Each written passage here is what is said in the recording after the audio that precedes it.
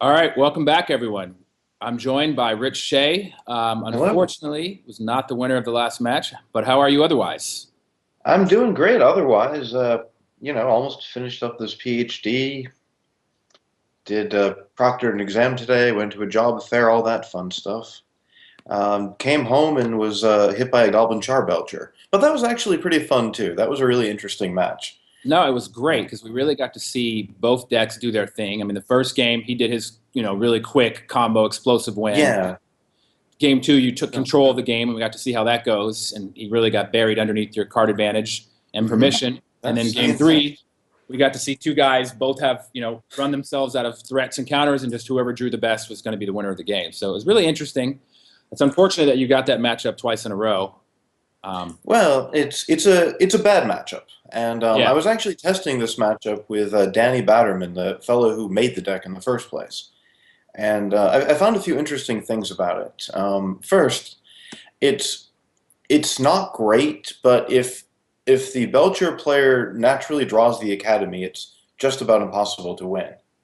That's sort of the nightmare scenario. which he did. Other Yes, yes. Other things I found are that really to take over, you can't race them. So you have to try to bury them in cards. But the problem is that cards like Force of Will are, well, they're sort of the opposite of that. You give up a card to do that. And the other thing I found is that I really missed having a trump card like a Null Rod or something like that, or even a Chalice of the Void that would be able to be a proactive threat rather than trying to deplete them of their resources. Right, because what The happened in game closest I two? can get is Dak, but when Dak arrives, he is at best a Stone Rain. So I had a really interesting decision in game one. If I had Ancestraled on the turn where I played Dak instead, I would have been able to hit a land and have more cards. But if I missed, and I didn't hit that land in the top three, then I would not have been able to cast the Dak that turn, thereby letting Chris have even more mana going into his next turn. Well, it looked like he had no mana, right? It looked like he only had that blue mana off the Chrome Mox. I mean, you don't Exactly, and that's know. why I didn't want to risk not hitting a third mana source, or I guess a fourth mana source. Right. No, I 100% agree with you. It was I could see the hands and I knew what was going to happen. But if I'm on your side of the table, I'm taking that mana. I'm not risking not drawing a land. I'm taking his Mox, leaving him with nothing, no colored mana, no mana at all. And it looks Right, like he said yeah. go twice. That he's probably going to have to pass again, and then I can untap and take over the game. No. And that was the logic. That's what I was hoping would happen, but instead he just assembled a bunch of mana and took a bunch of turns. Yeah. Yeah, no, it was unfortunate when you can see both hands, and I said, "Oh no, Rich is going to make the right play here and play right into exactly Chris's perfect hand." It's it's not the first time in this series that I really wish that I had a Gitaxian probe in my hand. I keep having that feeling, and I went from two to three of them. And I tried four in Delver, and that felt a bit much. That felt like I was losing too much life. But Yeah, it's another one actually, of those instances where knowing the hand would have made a huge difference in how I could have played that.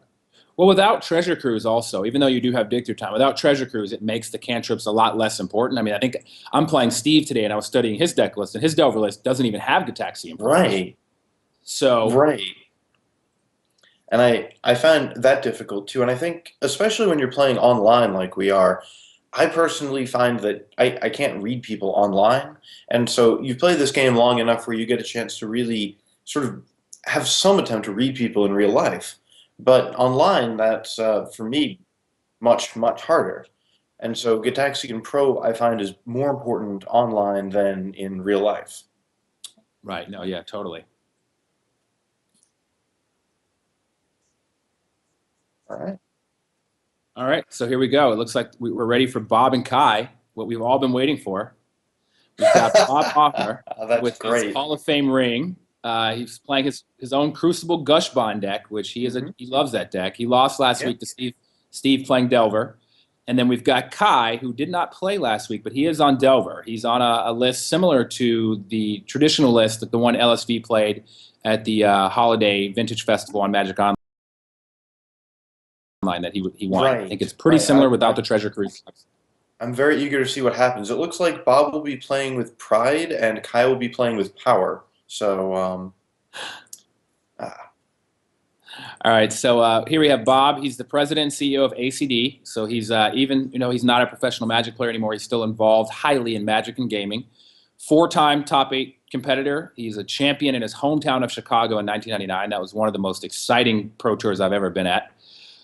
Player of the Year that year, losing to John Finkel in the finals of Worlds, I believe. And then he's got 280 pro points, which, considering he hasn't played really heavily on the Pro Tour in, almost 10 years, I think, that's quite an amazing amount. His nickname was a great one, is well-deserved. One of my best friends, one of the nicest people in the world. And, I'm looking to see him hopefully get a win with his deck from my personal point of view, just because he's a good friend of mine, but I don't love this deck at all. I love his deck, but I wouldn't have picked it to play in a tournament. On the other hand, Kyrivex Torch is a great throwback to a long time ago. There was a time when vintage decks would rely on that card as their win mechanism. I guess it was more Type 1 decks back then, but he originally, when he made this deck, 'cause we talked a lot from him making it, he had what's the one where if it's for over 5 it can't be countered or prevented? Oh, right. Demon's Fire? Banefire. He originally had a Banefire, and then he got his Banefire misdirected one day, and he said, you know what? Screw this. He's like, Kyrivex Torch says it can't be targeted unless you play 2. I'm tired of getting this misdirected. I'm going to switch to Torch. I don't, if I can get them tapped out, I can go for it, and they can't misdirect anymore. So he made the switch to Torch. He's loved it. My issue with the deck I've found is that it's frequently cast Yawgmoth's Will and doesn't win that turn, and I don't like to play a deck where when I cast Yawgmoth's Will, I don't win. But maybe it's just me. He's a much better player than I am, and he has had much more success with this deck than I have. I've played it myself in tournaments on Magic Online. I found that I time out a lot. Luckily for him here, also in the Vintage Super League, none of us is going to make him go. If he has the Crucible Fast Bond engine where he can play his lands and sack them and replay them, no one's going to make him go through that to make infinite mana to cast Kyrivex Torch. All of us will just concede because we realize we're dead. But on Magic Online, your opponents don't always do that, and you don't always have the time to go through all those triggers, and you run out of time quite often with this deck. You do, and it's actually it's worth noting that in some ways a lot of otherwise, or at least a couple viable vintage decks aren't viable really on Magic Online. The one that really stands out to me is Bomberman, which is a deck that involves using Auriok Salvagers and Black Lotus, and that's a perfectly good deck to play in paper, but online you can't just demonstrate an arbitrary loop and continue that. So you have to actually manually step through each part of your combo when you're making a loop. So it's one of the differences on Magic Online with like the sort of chess clock timer going on. You have to be able to either play really fast and get through that, or have an opponent who will concede to you. Whereas in tournaments on Magic Online, I don't fault anybody for not conceding in that spot. But in the Vintage Super League, we're all friends, we're all gentlemen, we know each other. And if somebody has an infinite loop, hey, you got me. I'm going to concede. I'm not going to try to time you out. The viewers don't want to see that, and there's no real reason for that. You've won the game. So that's a benefit of playing his deck in the Vintage Super League. He looks to get out Zuran Orb, which allows him to sacrifice his lands for 2 life. Then he can play them if he has a Crucible out, play them from his graveyard, and if he has a Fast Bond, he's able to play any number of lands at the cost of 1 life per land. So he's gaining 1 life for playing a land out of his graveyard. Sack it for 2, play it back, lose 1. He's able to play, sacrifice, create infinite mana, and cast the Kyrivex Torch and kill you. It's a clever combo. The difficulty is that Time Vault and Voltaic Key are also an infinite combo. And it's only a 2-card combo, whereas you could theoretically assemble, say, Zuran Orb and Fast Bond and even the 3rd card of Crucible and still lose, because all that does is give you infinite life and infinite mana. And a number of decks in this format use alternate kill conditions like, say, Jace the Mind Sculptor. And so you really need that contraption to be assembled, plus a way to channel that into a win, in this case, most likely Kyrivex Torch. So I think we're going to, here he is, the German juggernaut, the new competitor this season. So many people were excited to see him last week, myself included. And unfortunately, due to the internet problems, we didn't get to see him last week. So this is his actual first match, but you guys will get to see him play 2 next week. I don't think I really need to introduce him, but I will. He's 4-time Pro Player of the Year. He's won it 4 times, which is just unreal crazy. The only time in that string from 99 to 03 he didn't was when Bob won it. 7-time Pro Tour champion. I think the most anyone else has was 3. His 7 is crazy. I think it was in like a 3-year period too. Something pretty ridiculous. It's amazing what he did. It was really like 7 out of 12 or something ridiculous. 15 Grand Prix top eights, and he's won 7 times. Almost half the time he makes the top 8, he wins. 375,000 in career winnings and 541 Pro Tour points for a guy that, you know, barely plays the Pro Tour anymore. I believe he shows up now and he's still top 8s, and he showed up in Amsterdam, I think, a few years ago and just top 8'd. Just an incredible player, one of the best of all time. Absolutely. One of the most, if not the most impressive records in the game. So it looks like here's his Delver list. It's pretty traditional. It has 1 Dak fade-in, no green I don't see, so it doesn't have any of the trigons or anything. 3 Gataxian probes still. He's up to 2 dig-through times. Right. It's not unlike the list, not unlike a lot of the lists that we've been seeing, but swapping out dig-through times for treasure cruises. Yeah, and he's only got 3 gushes. He does have an electrickery in the main deck, so I guess he felt like, you know, there might be some mirror matches or some pyromancers he'd want to deal with. Electrickery, 1 repeal. These are things that LSV had in his deck to win the vintage holiday tournament. Yeah, repeal. And one of the things I like about that is that you can customize it with a lot of interesting one-ofs. Spell Pierce, the repeal. Repeal is the LSV card for sure. When you see a list with repeal, you know it has some LSV influence on it. He loves a repeal. All right, so let's get to the game. Let's go to the match. They're ready to go.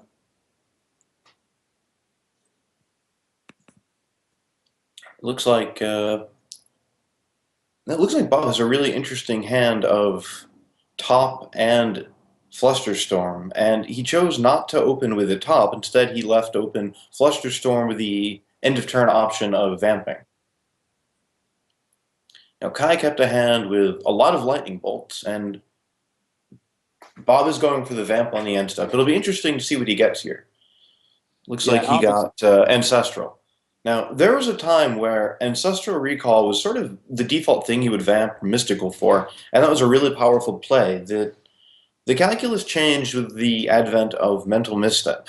Mental Misstep lets you spend 1 card and 2 life to counter the Ancestral. Whereas before, most of the time, if you invested a card to get your Ancestral and then you cast it, the opponent could, barring some sort of misdirection, at best hope to Force of Will it. And then you'd be at parity again, both having invested 2 cards. Now this is actually pretty amazing. Bob, by doing this on his second turn, has a mana up. So if Kai decides to Force of Will this, Bob is able to counter with Flusterstorm. So Kai's going to be down 2 cards, and Bob is going to get to draw 3. So it's actually a pretty amazing spot for Bob here by having the Flusterstorm.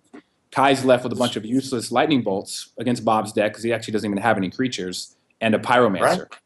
Right. I mean, once you get Zoran Orb going, it's just 3 land to make up for those lightning bolts. So it's not a huge deal for Bob. And what's interesting about, we talked about one-ofs earlier, a one-of like Flusterstorm makes it much harder for Kai to play around it reasonably. Knowing that Bob only has 1 in his deck, he's going to be less likely to make plays that are going to specifically dodge it.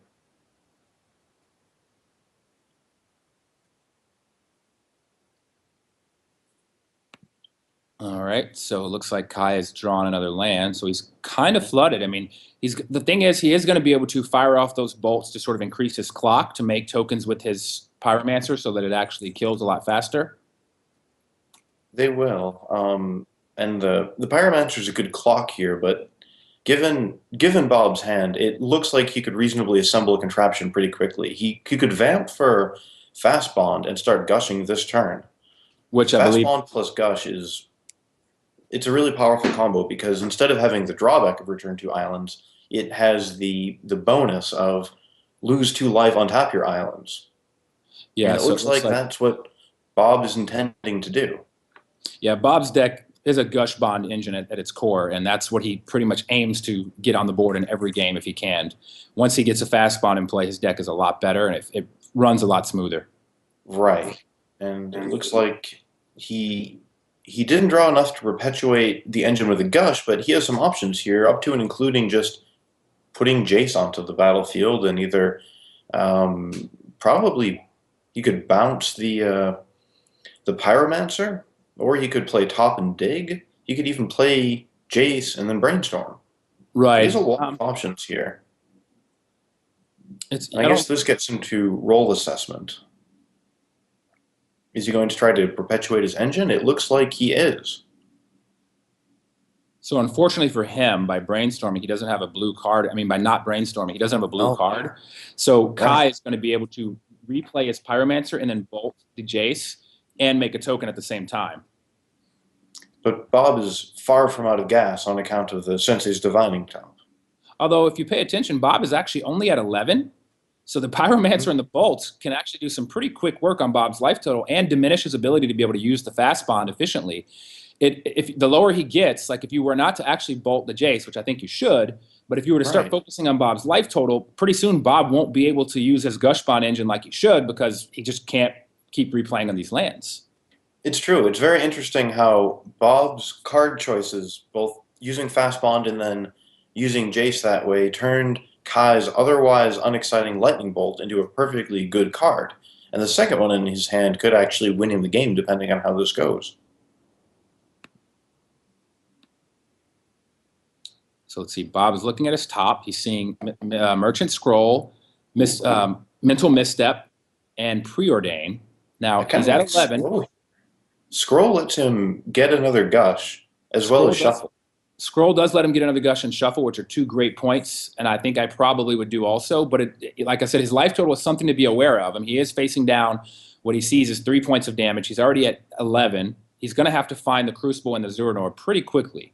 Yeah, it's been a while since I thought, man, this guy sure needs a Zuran Orb, but Zuran Orb would be a great card for Bob here. But really, that Gush it's looking at 5 cards, not just 2, because of the Sensei's Divining Top. Yeah, exactly. So now, I mean, it's a no-brainer right here. I almost think you might want Gush over, like if he had another Ancestral in his deck with the Fast Bond out, it's probably just better. It may well be. I mean, Fast Bond turns Gush into something that gives you mana instead of Ancestral that costs mana. Or he could get a Dig Through Time. That's interesting. Well, Dig Through Time is great because it's going to really give him a chance at finding his combo. He's going to be able to look at enough cards and then 3 more. So he's actually looking at 10 cards, and he's going to be selecting 3 because he can select 2 for the Dig Through Time and then 3 more with the top and take one in there if he wants it to.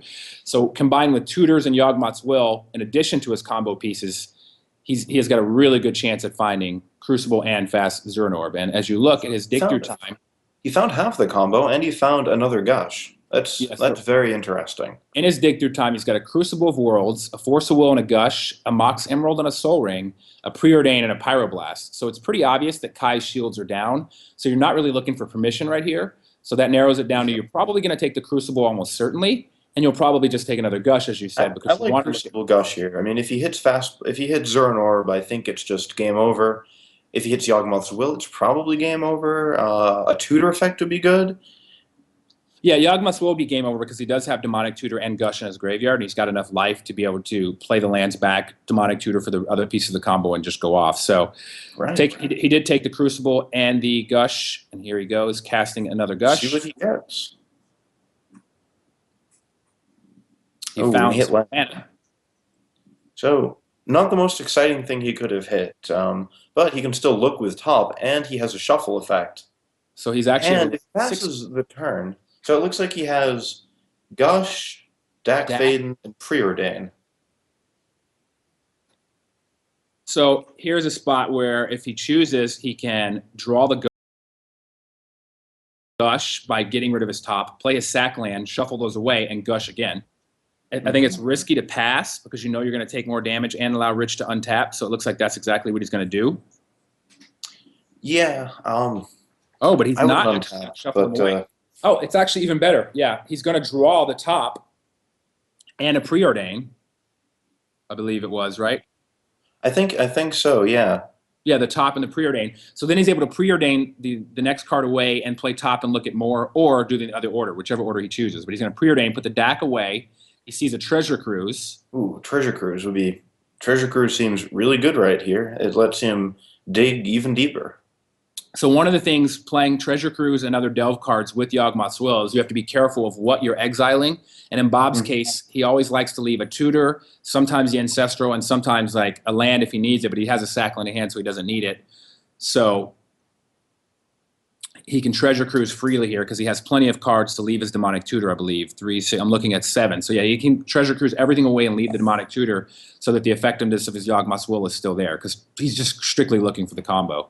He might want to Right. leave Gush. Oh, he actually didn't leave the tutor. He left Ancestral. Huh, that's interesting. So he has Black Lotus, and he still has top. So there are a couple ways he could play this.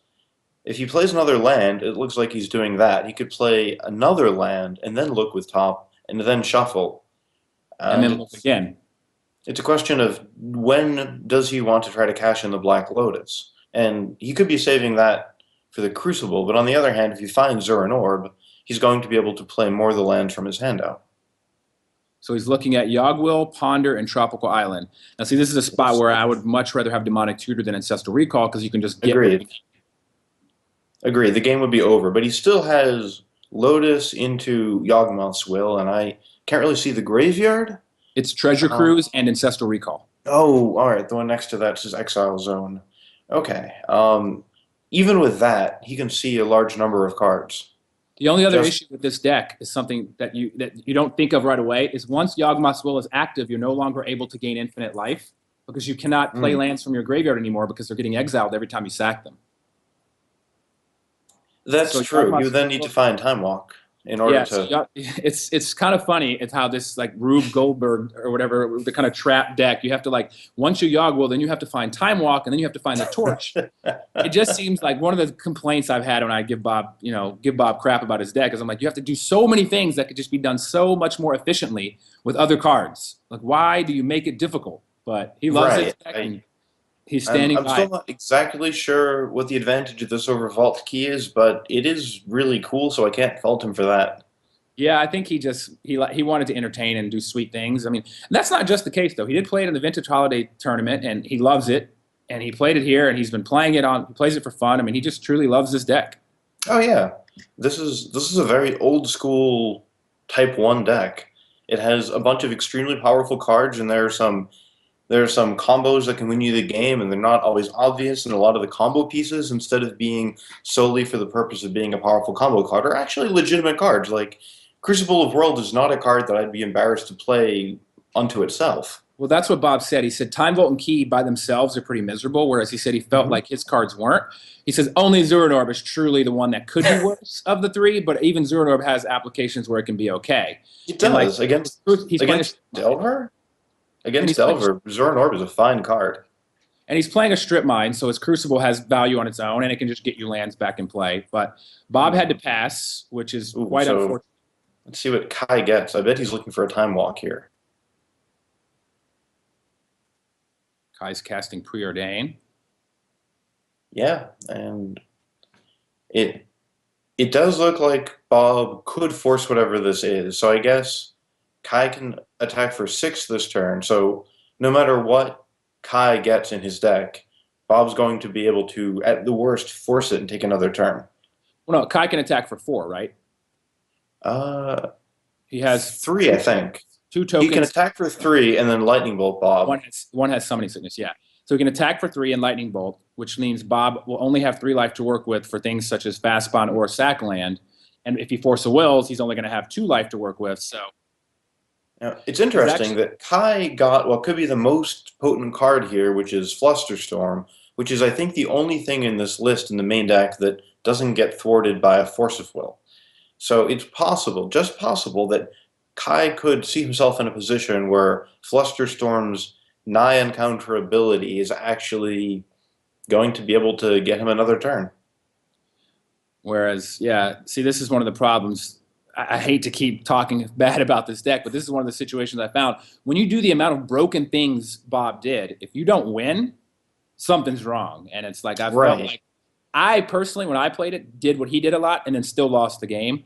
Right. Bob, hopefully, in his deck's defense, he can pull out a win here somehow, but he's up against it. He's got to hit well with with his Ancestral. Agreed. And I think that concept Flusterstorm is of going to be a problem. playing a bunch of spells.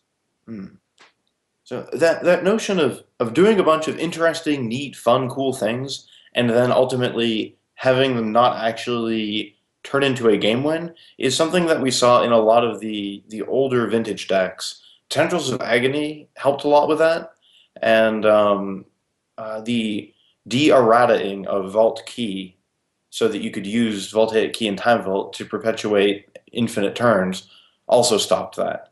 So And I think that's why you see a more streamlined kill mechanism in vintage decks these days. So if you notice, he responded to Bob's Ancestral with Bolt to increase the storm count for Flusterstorm, which is now going to bottleneck some of Bob's mana, and it puts Bob lower in life where Bob can't fast spawn. I don't know. I think it might have actually been tricky, though. He could have waited, and Bob might have got himself down to territory where the Bolt could be lethal with Flusterstorm backup. He might have could have waited for Bob to keep doing a bunch of things, responded with a Bolt, and then had Flusterstorm to kind of protect the Bolt. I guess it depends on how important this Ancestral is. And it looks like Bob is going to make this happen. The other option Bob could have had is to let the Ancestral get countered and just try to use Sensei's Divining Top to find something. Or he can cast the Treasure Cruise out of his graveyard, right? He doesn't have a lot of cards, and he can't add more into the Lotus. graveyard. I'm saying he has Lotus, plus he had the mana he's paying into this Flusterstorm, plus nothing else actually goes in. So no, that would have been quite costly. I mean, I'm saying with the Lotus, but maybe he wants to use the Lotus to cast these other spells. So he did find Time Walk to turn Yawgmoth's Will off. So that's step one. It's not often that you say that someone's trying to stop Yawgmoth's Will from happening to them, but well, we found a case. So now he just needs to find Zuranor, but he actually has the game because he found the Time Walk. Right. Well, he'll gain infinite life, and I guess Kai's deck doesn't really have any way to get around that. So I wonder, though, what if he does find it, is he going to type in the chat, kind of like, I'm at 1 million, is that okay? And like, will Kai just, concede? Or I wonder what happens there. Yeah, I'm not sure. I've tested online against friends playing Bomberman, and they'll usually just say, I have the combo, and then, okay, sure, I'll concede. So here we have a Gush. He's still digging. I wish that deck were actually playable on here. So he's going to look for the top. He's still searching, although he's at a point now where he can't play 3 lands to cast the I guess he has to find the Zuranor, but he can just sack the ones he has in play. Well, but they'll go to the exile zone, so now we get back to the situation where... well, no, he can just sack him to gain some life and then start his next turn, because he's already timed. Oh, that's true. And then next turn, he can go off. Is that a strip mine at the end there? I can't see it.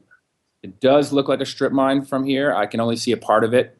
Him and Kai are both using the new alternate art pictures on their Force of Wills and other cards like Demonic Tutor, so I sometimes don't recognize some of these cards. Right. I at least appreciate how the Force of Will has the same general color scheme, so it looks like the original picture. I had to get a set of the Masters Edition Mana Drains. I kept messing those up. Yeah, I can't take the new pictures. So it looks like Bob is going to pass and go to his next new turn.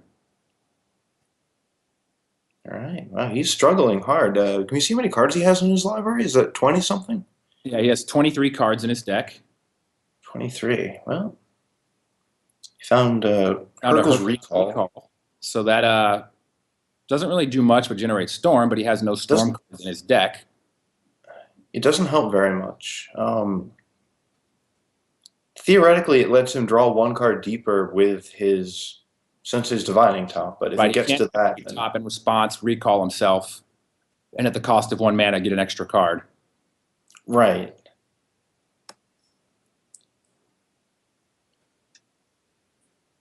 And then he can replay the top and look at 3, and the 3rd card he sees will be a new card again. And it looks like he's doing that play exactly. Welcome to the Vintage Super League, Kai. You get to sit here and watch.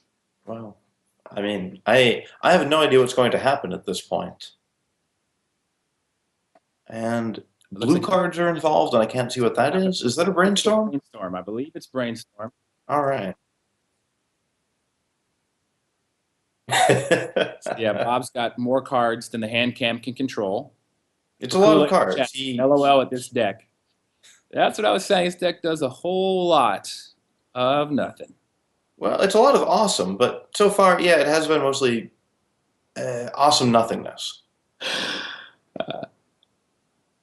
I'm loving the chat right now. What are we seeing in the chat? This deck is rad. This deck is unreal. This is great. What is this? I love this format. Heart 3. Just get a barbarian ring and end it. Even a barbarian ring doesn't end it because you have to take up damage when you put that land back, but you still need a Zuran Orb. It's true, and you need to He pay red found mana to do it. He found it. He found Okay, all right. The Great One has found Zuran Orb, and I think Zuran Orb used to be restricted, right? Or was that banned in the original Type 2 format? It's been on the banned and restricted list before, so this card is no slouch. Now this is the part where I think out of Kai is just going to say, you know what, buddy, you got it, man. I don't have time for this. You win. I don't expect Kai to be on the time you up plan. So now, I think this turn and last turn, if Bob had a Tendrils, he'd have won. I actually think he would have won if he had a Brain Freeze or possibly even a Grape Shot. I've been saying to him, play a Storm card. Oh man! All right, we have the full contraption assembled. Bob can now gain arbitrarily large amounts of life. He can remove all the land from his deck. He can keep looking at the top 3 cards. It's not deterministic yet. He can keep shuffling too because he's got the sack land. Right. So although it's mathematically really improbable that it could take years for him to ever see that torch. Eventually, he should see the torch. Right. He will eventually find it, but it's not guaranteed that he'll find it after any number of iterations of this loop. Yeah, he could just run bad. It could just always be the 4th card, and he just never sees it. He could. Again, it's unlikely, but it's theoretically possible. This is unbelievable. Sack shuffle. Let's do it. He did it again. Now he's like, look again. And he can keep doing this as much as he wants. People in the chat are asking, how does he win? He's looking for Karavek's Torch. Yeah. So Karavek's Torch is this. It's like a fireball, but it can only hit one target. But it's good at not being targeted by things while it's on the stack. And it's a fireball from Mirage Block, and it's an old school kill. Our local game store here has monthly vintage events, and the owner has this beautiful beta set of power, and he regularly includes Karavek's Torch and/or Magma Mine as his win condition. Ooh, Magma Mine. I remember that one. Magma Mine, yeah. All right, the Great One wins. So it looks like Kai can see. Kai decided that he had had enough of this. I'm sure Bob probably sent him a message. Look, man, I'm at 1 billion, okay? Come on, don't do this to the stream. So let's go to Bob's interesting list and look at his sideboard. He's got 3 cages, which are no good. He's got a bolt. Slice and Dice and Bolt are coming in for sure, and Pyroblast most likely. Right, I think so. So what is he not interested in? Probably at least one of the Dak Thadens goes, because there aren't all that many artifacts to be stolen. I have a feeling both of them probably come out because it's really hard to find spots to pull out in this matchup. It is. Hercule's Recall is almost certainly gone. So those are 3 cards for your Slice and Dice and your Bolt. And let's see. The Pyroblasts are coming in. And for the Pyroblast, you probably would want to cut some number. Bob likes to cut like a Preordain or 2 in our talking, so he'd probably cut like a Preordain. Interesting. Now, in a traditional blue mirror, I would be keen on cutting Vampiric Tutor. Depending on the matchup, but I'm not actually sure I would here because Kai doesn't actually have a lot of answers to a number of the threats that Bob's deck can offer. Right, and Bob is so dependent on finding very specific cards that cards like Vampiric Tutor have a lot more value than when you're just looking for like an Ancestral or draw 3, but when you're looking for like your Zuran Orb. All right, so I think we're ready for game 2. Okay, it looks like Bob has a mulligan in his hand. And Kai has a very powerful hand. Kai brought in Tormod's Crypt, which is actually kind of funny here. You know, it can kind of shut off the Yawgmoth's Will shenanigans. I actually traditionally bring in Tormod's Crypt against big blue decks. And the reason I do that is that so many of those decks are so dependent on a good Yawgmoth's Will to end the game. And I think that as we start to see gifts enter the format again, it's going to become increasingly correct to bring in one or two Tormod scripts against those gift decks as a way to fight them. Now, Bob, on Yes. the other hand, has a very interesting hand. He has Library of Alexandria, which is one of my personal favorite cards of all time. And it's never great to be on the mulligan, but the library gets a lot worse on the mulligan. Where Bob at 7 cards, he could go to his turn up to 8, play the library down to 7, and then start generating card advantage with it right away. Whereas now, Bob can play the library, pass the turn, and then wait to get a turn back. Right, but then he'll draw, let's see, so he draws to 7, plays So it, goes to next 6, turn. and on his draw phase, he can just do it on his turn and then play a land and Right. play Preordain. And the problem is if he ends up having to force a will here, his library just becomes nothing. And if Kai Right. decides to play this Pyromancer, Bob is put in an interesting spot. Do I force a will and turn off my library? He Or is. do I would not force Yeah. this at all here. Nobody forces a will I think there. that Bob is going to be able to take a role where he can outdraw Kai, and instead of comboing him off like he did last game, oh, there's the lightning bolt, of course, but instead of comboing him off like he did last game, I think that Bob is going to be able to sort of drag Kai into the deep end, and because he has those 2 slice and dices in his deck, he should be able to use his search to find them to dig out of whatever untoward situation he finds himself in. Right. Pyromancer actually is really bad against Slice and Dice, and especially with the ability not being counterable, you're able to just make up a lot of lost ground. If you get buried in Pyromancer plus tokens, one cycle of the Slice and Dice gets you right back into things and clears the board. So I don't think Bob would ever force a will in that spot, and Pyromancer's not really that big of a threat against you when you're playing this Slice and Dice version. So it's actually when Bob bolts this Pyromancer, he's waiting till Kai's turn so that if Kai counters, the token can't attack him back. But it's actually fine if he counters this lightning bolt and you're Bob, you're happy with that because that's one less counter for your active cards towards winning the game, and you have Slice and Dice to kind of get you back in it. Right, and library is a really interesting card. If you can get your opponent 1-for-1ing you when you have an active library, you'll eventually win the game because you're getting 2 a turn and he's getting 1 a turn. Exactly. And if you look at Kai's hand, he has a great hand to press an advantage against most of what Bob's deck would be doing. But on account of the library, Bob can just run that draw engine out there. So Time Walk is a really scary card with Pyromancer out because it effectively doubles your damage and adds 1. So he's able to attack for 2 there, and now he gets to attack for 4 because he made a token in his upkeep. So, you know, luckily Bob's at 18. It's a lot more scary deeper in the game when you have a lot more tokens out or at a turn where you cast a lot of spells and then finish it up with Time Walk and then attack for a bunch. Right. It's always interesting when to play Time Walk in these decks because in some ways it's the best card in the deck. Time Walk gets better the more creatures you have on the table. And it looks like Kai is going to be able to have that Delver. Now, I would also play the Tormod's Crypt here. I think playing the Crypt cuts off a lot of angles that there are a lot of really powerful things Bob could do, many of which are shut down by the Tormod's Crypt. Yeah, I would like to get the Tormod's Crypt out there. Just in case Bob has some crazy turn where he fast bond starts to go off, you're able to throw that in there and disrupt that. Right. And on Kai's side of the table, but it looks like Kai didn't even play his Delver there. Yeah, I think he doesn't want to get Slice and Dice. He knows Bob's list, and if Bob has a Slice and Dice here, he loses, in addition to his other threats, he loses his backup threat, his Delver. That's true. It's an interesting question of going over or going under, because if he plays it and it flips next turn, then it's out of Slice and Dice range. Yeah, I think it's more of a win more situation. He feels like if these tokens live with 2 Flusterstorms as backup, Bob's not going to make it a few more turns anyways. Whereas if he just happens to have the Slice and Dice, you're able to untap and play. You don't need the Delver to win with the board state you have, is what I think basically is how he's looking at it. That definitely makes sense. So his Demonic Tutor was Flusterstormed, which creates another threat for Kai. And Bob, I really like that. I like that Flusterstorm there from Kai because there's a good chance Bob's just going to get an uncounterable Slice and Dice.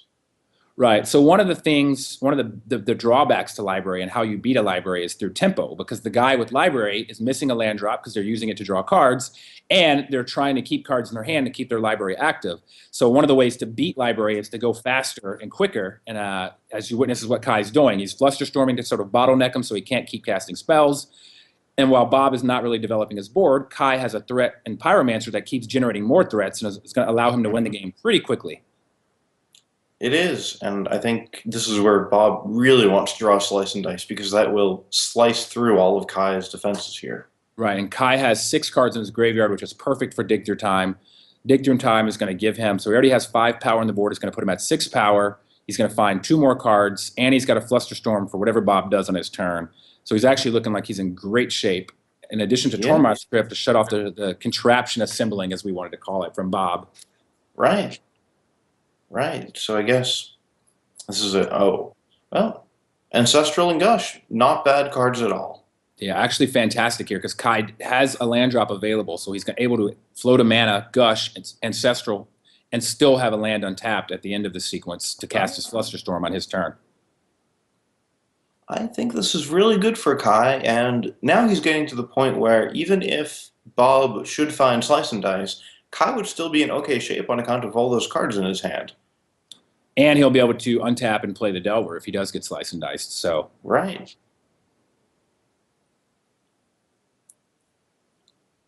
And now Kai knows Bob's hand, which is huge. If Bob doesn't really have anything particularly threatening here. So he's going to go ahead and get this Crucible out. I mean, this Tormod's Crypt out. Mm-hmm. He's got 1 mana floating.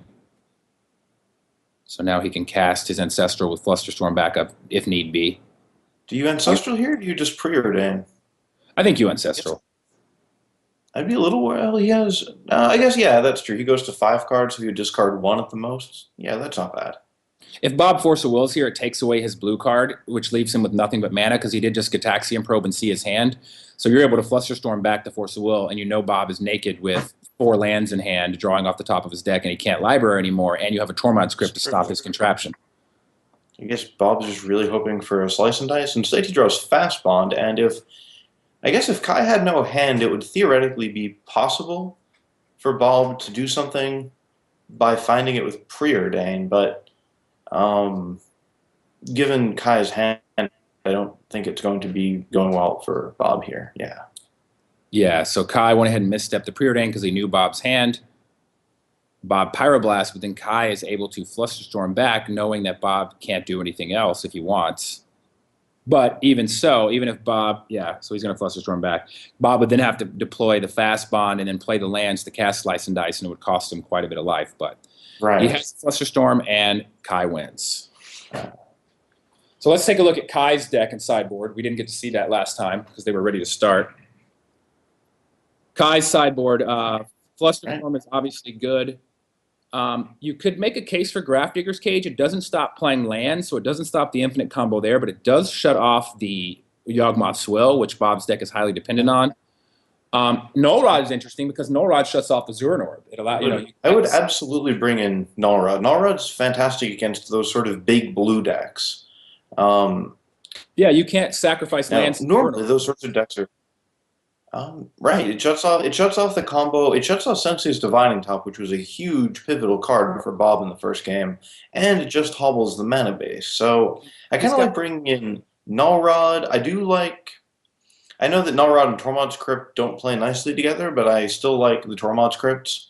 Oh, yeah, and he's got plenty of cards to come out. Lightning Bolts don't really do much. Fire Ice, Electrickery. So he's got cards he can easily pull out. And he can even shave a few creatures if he needs to, like a Delver or a Dak Faden. Although Dak is nice if you're able to steal the Crucible or the Zuran Orb. I like Dak here. Yeah, you could have your very own Zuran Orb, making Kyrivex Torch even harder to win the game. So and it does fuel his victory times. All right, so let's get the game is ready. Let's get back to Game 3. So far, we've had 2 exciting matches go to Game 3. And Bob's on 5 cards already? No, 6. It looks like 6. There's an edge of 1. I think we're going to slide it over. Ooh. So he's got a 6-card library on the play. Once again, mulliganing right to Alexandria.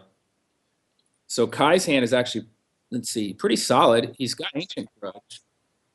And yeah, Kai has some extremely good cards here. He has Ancient Grudge, Brainstorm, Polluted Delta, and Gush, Red Mox, and Mental Misstep. So he's ready for. It's a good hand. It can compete with a lot of however Bob tries to take this. I don't think Kai's list has. Does Kai have a strip mine in his list? I don't think I saw strip mining Kai's deck.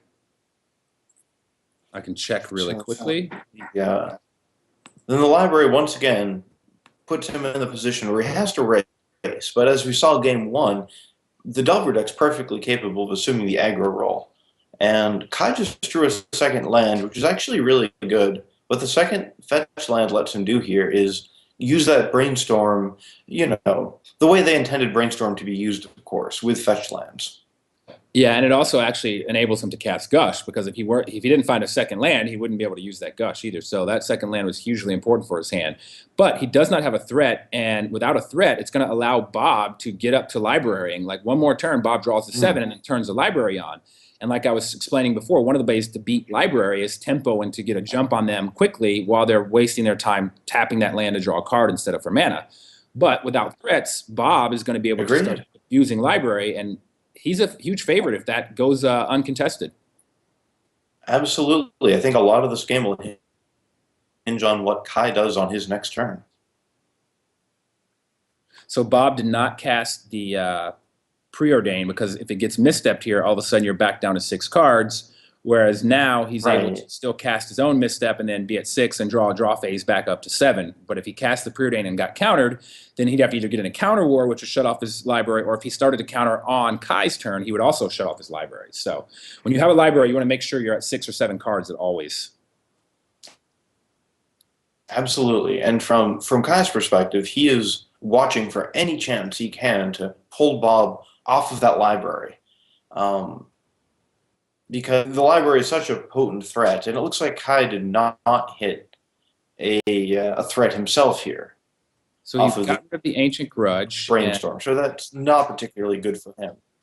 So he got rid of Ancient Grudge and Dig Through Time. Right, and that makes sense. He has plenty of card draw, and the boat's still better than Dig Through Time. You only get one of it, but it's still better in this sort of deck. So I think he's going to look here and hope to hit a creature. Yeah, I mean, he's got double Force of Will with 3 extra blue cards if need be. He's got a Mental Misstep and a Cruise and a Gush. So he's pretty stocked up to sort of deal with what Bob is doing. But like we've said, you can't really trade cards 1 for 1, or in Force of Will's case, 2 for 1, and expect to be able to beat a library, especially if you don't have a threat. So he found just drew Ancient Grudge, which is not probably what he wanted there. Yeah, this game is really playing into how Bob wants it to go. I mean, now he's able to play a Mox to get down to 7, and then draw a card again, get back up to 8. And then he can cast Time Walk if he needs to, or he can cast, let's see. So he got his Mox Ancient Grudged. Which is not the end of the world by any means. It might just be Kai trying to ramp up to enough cards for going on a boat. No, yeah, Kai is 100% setting up his Treasure Cruise, and he's sort of trying to bottlenecking Bob on mana. Oh, but it looks like Bob has the second land here, which is... So he wisely cast the Time Walk without showing that he has a land. Right. No reason to give your opponent more information than you have to give them, so now you have some information they don't. You know that you have a land drop coming this turn, which when you're using your library, it's huge to be able to hit your land drops and continue to develop your mana while you're drawing cards, so you can put those cards to use. So Kai I like Kai's forcing it here because he knows that Bob can't really force back all that well, and if Bob gets another turn, it's 2 cards for Bob anyway, so it's actually the same card advantage-wise whether or not Kai invests 2 cards in stopping this Time Walk. And on his turn, Kai can actually cast Treasure Cruise and hope to find some sort of threat. One of the reasons Bob is able to force the will back is because of Gush. Gush nets you 3 cards into your hand because you spend the Gush, but you put 2 lands and 2 cards back. So you go down 1 but up 4, and you get right back into library. So Bob knows that he's able to Gush back up into his library if he needed to be. So that's why he was able to force the will back. That's interesting, yeah.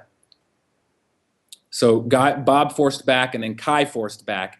So Kai left himself with 1 card in hand, but unfortunately for Bob, that 1 card is Treasure Cruise. So the Time Walk didn't resolve, and then Kai will be able to untap and refill his hand with the Treasure Cruise. Oh, and he drew a Pyromancer, so he'll get A That was token a very good draw for Kai. was actually a perfect draw. So yeah. Well, now he gets 3 more cards, and this could be the game swinging in Kai's direction. Right. This is exactly what Kai needed right here. I mean, he could not have imagined a better setup. Tap Bob out, get Bob's hand low so the library's turned off, draw the best threat you can draw in this situation, and Treasure Cruise to fill your hand back up. And he hit a Force of Will and a blue card. So now he can, and it's a cantrip, so he can keep chaining through his deck, maybe put a blue card in his hand to prevent anything from Bob. I actually don't love casting Preordain right there if I'm Kai. I like to keep the Force of Will available because of what just happened. If you somehow get misstepped or you just whiff and don't hit a blue card, now your shields are down for whatever Bob is going to want to do. I mean, there's not a lot you would probably want to Force of Will anyways, but I just like to have the option. And there's no need to Preordain right there. You have advantage on the board and you have a counterspell in your hand. I see what you're saying. I think I would have preordained there. I agree with you that it's kind of a greedy play. I would look at it as trying to rebuild my graveyard for the next Delve card, since I think there are 2 more in this deck, if not Right, but 3. you can do that next turn, I feel. Once you untap and you have another draw phase and you have another card in your hand, so that's most likely going to be blue, or there's a good chance it's blue, and then you have a backup to decide. I just don't feel there was any urgency to cast it that turn. I guess it's a matter of how much emphasis you're putting in getting that 1 extra power on the board. But it may well be wrong, and certainly the way it worked out there, it didn't work out all that well. So Bob is able to gush himself to turn his library back on, as I discussed, which is a great spot for Bob. He was down cards, and all of a sudden he's back up to 7. He drew the Black Lotus. It's huge because he's just gotten rid of his mana base, but here's a brand new mana base in 1 single card. And he can either get he has a land drop available. He can get the Fast Bond if he wants it, or he can get the Ancestral Recall if he hasn't cast it. Does Yawgmoth's Will do anything here for him?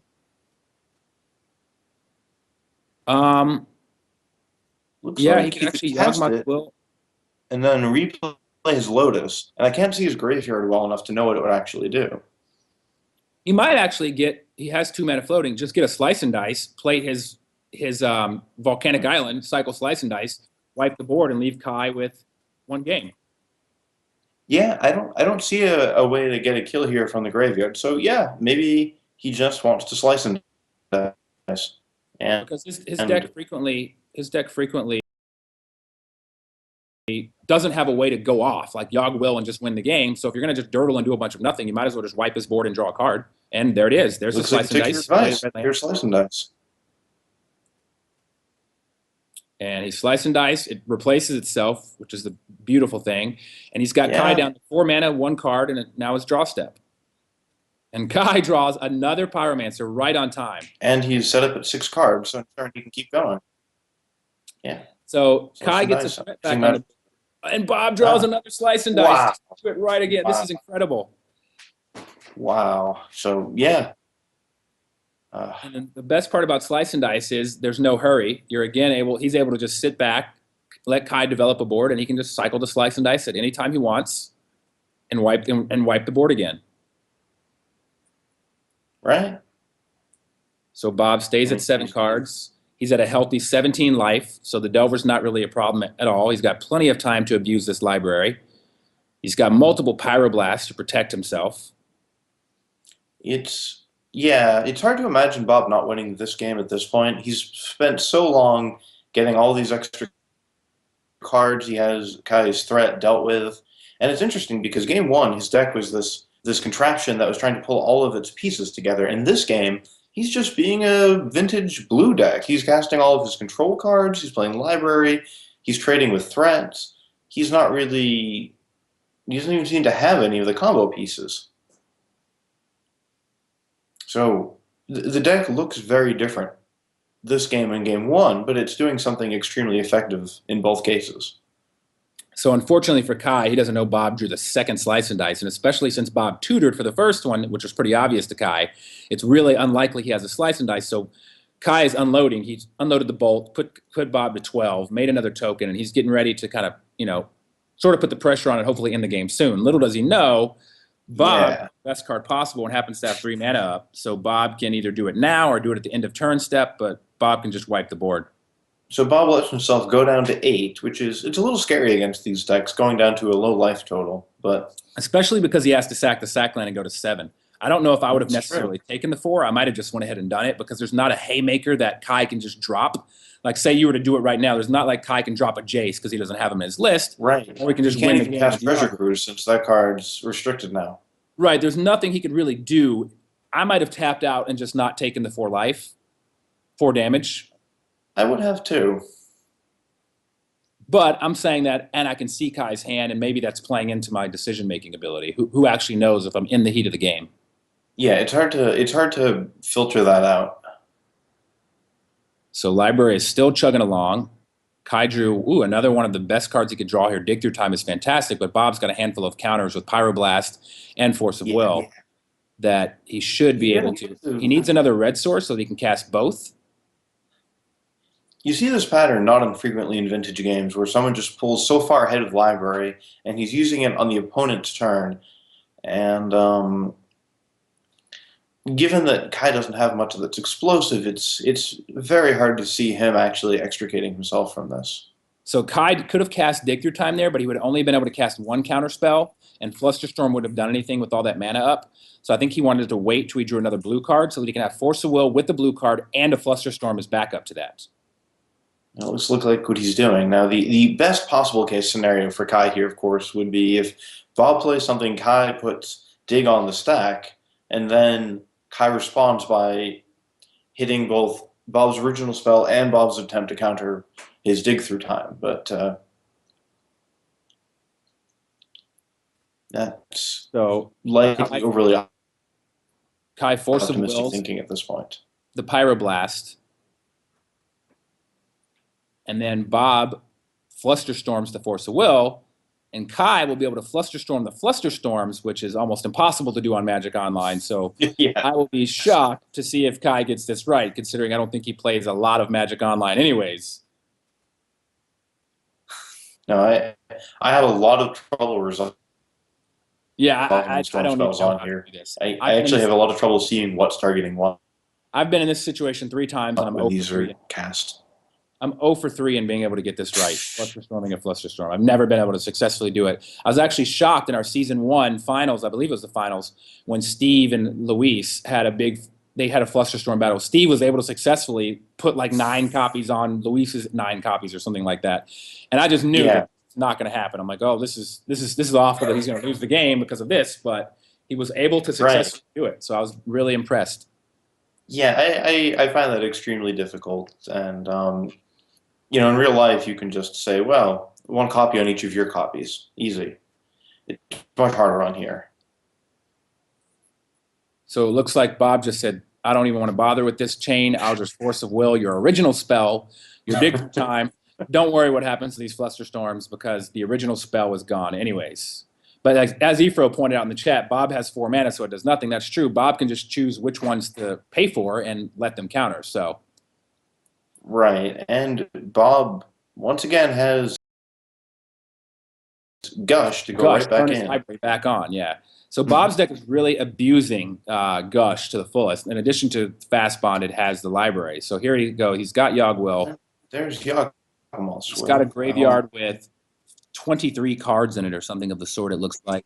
18 cards in his graveyard. I can't imagine a scenario where Kai wins this game anymore. And I believe, isn't Black Lotus already in the graveyard, it looks like, in addition to Demonic Tutor, 2 Gushes. Yeah, I mean, this should just end it then, right? Demonic Tutor can get you a Fast Bond. Fast Bond. I guess you cast the Gushes first, because maybe you'll draw it naturally. So Kai has no cards in hand. I'd be surprised if he made Bob play this out here. Yeah. Kai realizes he's like, this is over. So that whole game can be summed up with 1 word. What's that word, Rich? Library. That's pretty great. Library? The whole game that was game, library. yeah. The whole game was library. I mean, that just showed how powerful it was. Basically, Kai was trading 1 for 1 or even 2 for 1 and sometimes, and Bob was able to just keep abusing library. When you're drawing 2 cards a turn versus a guy drawing 1, it's pretty hard to lose a game of Magic if they don't have a threat on the board killing you. That's true. That's true. I was thinking of the entire match, and the thread there was that the Great Ones deck did its job in 2 very different ways. And game one we saw it being a powerful combo deck. In game three we saw it being a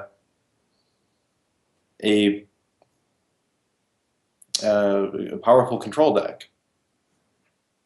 Yeah, it's interesting to see. Like that's a spot where I think Bob happened to have 13 minutes left, so he would have been able to win on Magic Online most likely if he was in like a tournament with someone who wasn't going to concede. But it's nice to be able to play a deck like that where you're in a tournament like this where your opponent will go ahead and just pack it up there and not make you play it out. But I think he would have been able to win that one pretty quickly. Yeah, and if this were real life vintage, then it wouldn't have been an issue either, because the combos you can just say that you're repeating it a number of times. All right, so we're going to take a quick break, get ready for round three. I think, Rich, you're staying on, and Luis is joining, taking my place, and you guys are going to watch Randy and Efro play, which I'm excited to see. And then I'm up in round four, so I'm going to go ahead and get ready for my round. But all right, well, good luck, Dave.